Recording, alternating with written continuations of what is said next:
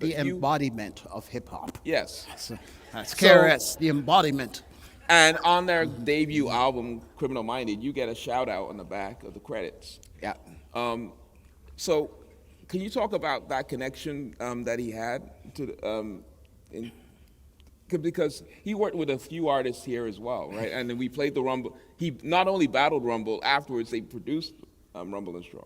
The thing about KRS is that he's very relatable, very real. He helps everybody. He likes everybody. He's one of the nicest guys and most approachable people in the business. He didn't act like he was a star or he was better than anybody else. Like he was. That's why Ivan was able to bring him up here to help produce Michie Me and whoever else. But it was a great experience for me because when Ivan did bring him here, Ivan ran out of money and basically said, Ron, can you put them up? So that's why KRS One and D Nice and Scott LaRock all stayed at my house and hung out, and I didn't know how beautiful that was, but I was just again happy to help out in any way, shape, or form. You know? Cool. So yeah.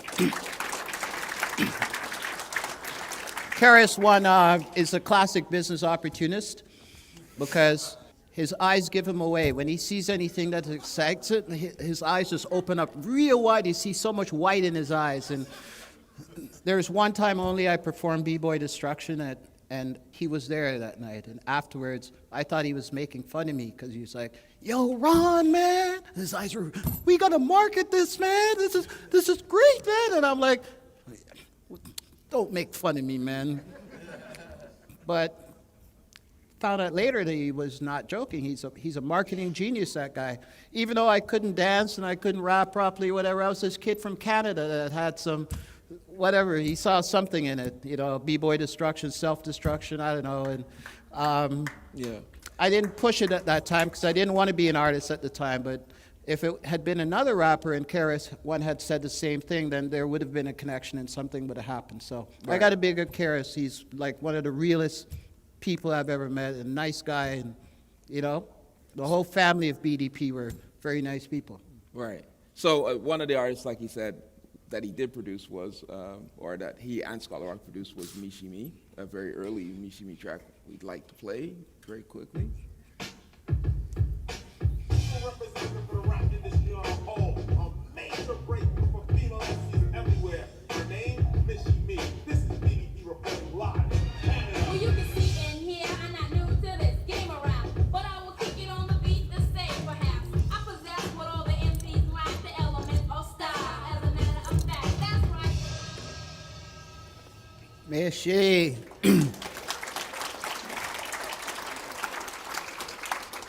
So can you talk about like those artists, Michie and another MC named Melody MC?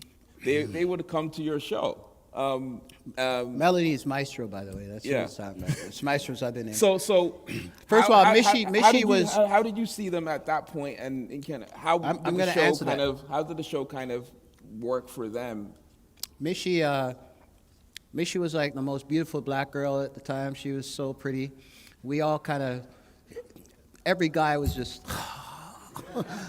I want to hit that, you know. Okay. Okay.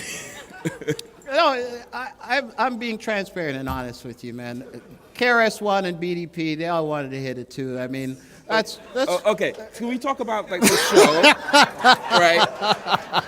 Can we talk about as an artist? That's why I'm not on the radio anymore. Yeah, can we talk about Michie as an artist, Melody MC as an artist? What did the show do for them? I'll calm down for a sec. Okay, so let me see. I'll start with Michie. So yeah, that Michie.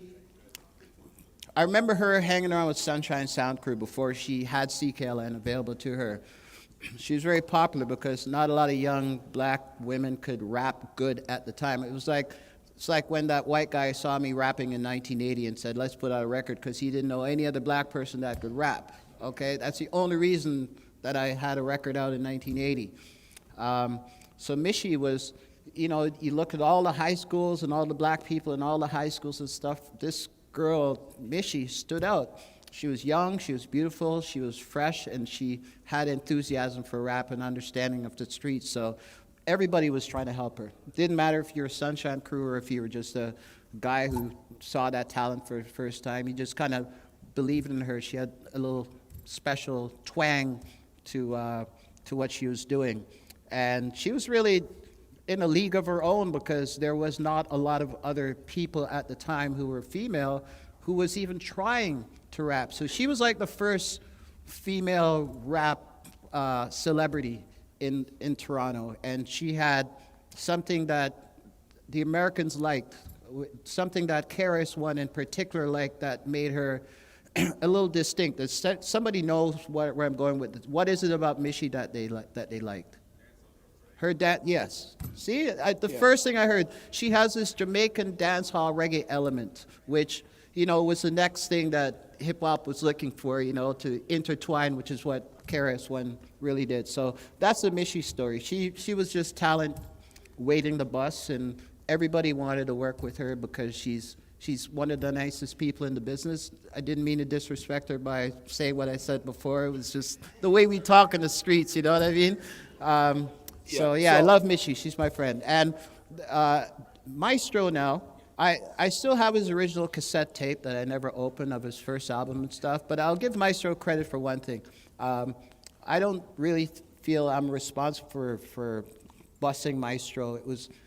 Maestro was ridiculed by a lot of us guys who thought that we knew what rap was going on at the time because we thought he was a little corny sounding, like he's kind of poppy sounding at the time. He was commercial sounding, like he wanted to wear a friggin' tuxedo. Like, come on, man. Like, and he had this way of rapping really fast, and he didn't hang with the rest of the crew.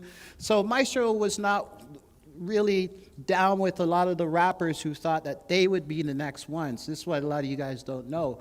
And then all of a sudden, almost out of nowhere, it was like the best kept secret, Let Your Backbone Slide came out, and we heard of this alliance between Maestro and Farley, and Farley didn't follow the template of what anyone else thought or what anyone else believed. He had his own drive. Ivan Berry was there, but Farley was his own Ivan Berry kind of thing. He was educated, and he had a vision, and he believed in Maestro, and probably put his own money into the project too, but those guys kind of drove that record with their own enthusiasm, with their own power. They didn't kind of beg anyone or they didn't have to rely on all the other so-called names in the business because there weren't a lot of other names. So they were there at the right time. Timing was really good for Maestro at the time. So the radio station was a place that he came to sometimes. I had a personal friendship with Maestro. For some who don't know, when the very first Canadian record label signed a compilation record with rap music on it. It was Quality Records who did it, and the record was called Kings of Rap. So Quality, again, think about this. They can't find rappers. They can't find anyone with rap expertise, and this is 83 or 84.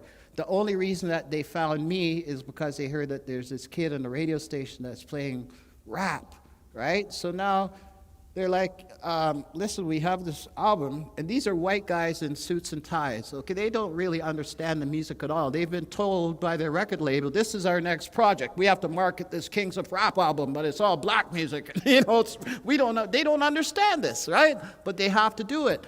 So they got me and Maestro and a third person to go to all these different malls with our turntables, and on the sidewalks as people entering the mall, I would be the DJ spitting and Maestro would be the guy rapping. And you see white people, this is the first time they've seen a rapper in their lives, right? Because seriously, it was for many people, that was the first time they'd seen rap live, okay? If you weren't in the underground, you're not gonna see rap. And think of it, this is 84, 85, it's hardly on TV, it's hardly out there. So again, we really didn't know what was going on, but that was the beginning. Maestro spent a lot of time in my house practicing. My mom still misses Maestro because she used to cook for him too. Like, we go way back, me and Maestro. Yeah.